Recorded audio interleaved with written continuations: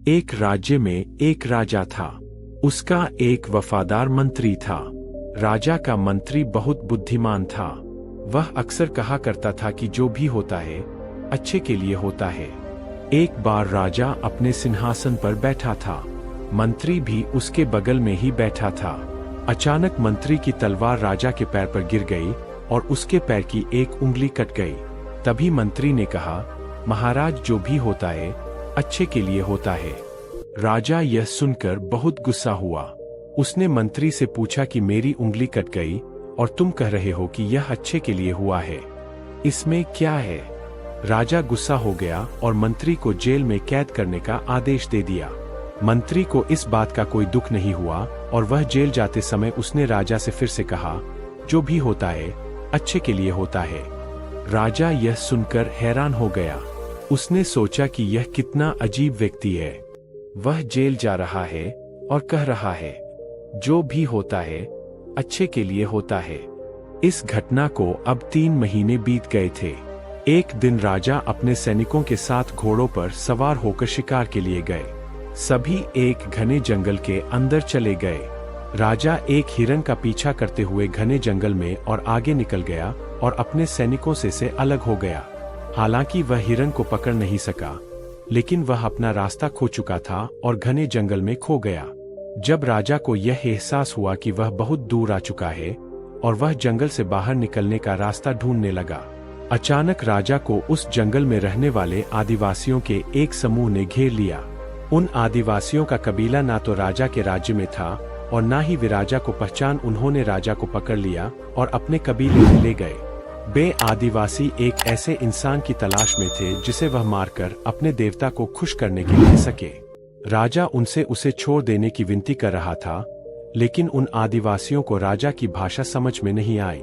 खुशी में ढोल बजाना शुरू कर दिया।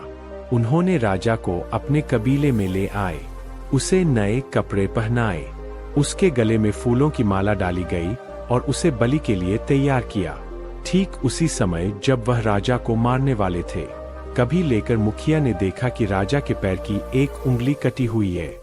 यह देखकर उसने सभी ढोल बजाने वालों को आदेश दिया, राजा की बलि देने से रोक दिया और कहा, इस मनुष्य की बलि नहीं दी जा सकती क्योंकि यह अधूरा है, और यदि अधूरे मनुष्य की बलि दी जाती है तो खुश होने की जगह गुस्सा हो जाएंगे।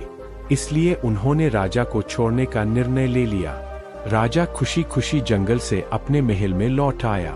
वापस आकर उसने सोचा कि यदि मेरे पैर की एक अंगुली कटी नहीं होती तो वे आदिवासी आज मुझे मार देते। इसका मतलब मंत्री सही था। जो भी हुआ अच्छे के लिए हुआ। राजा ने सिपाहियों को तो आदेश दिया कि मंत्री को जेल से बाहर निकालो। उसने मंत्री को उसका मंत्री पद वापस दे दिया और मंत्री से पूछा, मुझे बताओ कि उस दिन मेरी उंगली कटी थी और यह मेरे भले के लिए हुआ। मैं यह समझ गया हूँ, लेकिन आप 3 महीने जेल में रहे और आपको इतना कष्ट सहना पड़ा। आपके साथ तो बहुत बुरा हुआ। मंत्री मुस्कुराया और कहा, महाराज, मैं आपका प्रधानमंत्री था और मैं हमेशा आपके साथ रहता था। यदि मैं जेल में नहीं होता तो उस दिन भी आपके साथ होता। महाराज, आपकी कटी उंगली देखकर उन्होंने आपको छोड़ दिया कि मेरा शरीर पूर्ण था, और यदि मैं आपके साथ होता तो वह मेरी वाली जरूर दे देते। इसलिए अच्छा हुआ कि उस दिन आपके साथ नहीं था और मैं जेल में था। इससे आपकी जान बचाई और मेरी भी जान बच गई। इसलिए मैं हमेशा कहता हूँ कि जो भी होता है अच्छा होता है। दोस्तों, अगर हम अपने जीवन में देखें तो पाएंगे कि हमारे एक बार ऐसा समय आता है जब हमें लगता है कि हमारे साथ बहुत बुरा हो रहा है। ऐसा नहीं होना चाहिए था, लेकिन कुछ समय के बाद अगर हम पीछे मुड़कर देखते हैं तो हमें लगता है कि उस समय जो भी हुआ वो अच्छे के लिए हुआ। दरअसल हम प्रत्येक घटना को अपनी बुद्धि से हटने का प्रयास करते हैं, लेकिन वास्तव में हमारी बुद्धि भी सीमित होती है। हम अपनी सीमित बुद्धि से किसी घटना के उचित या अनुचित होने का आकलन नहीं कर सकते।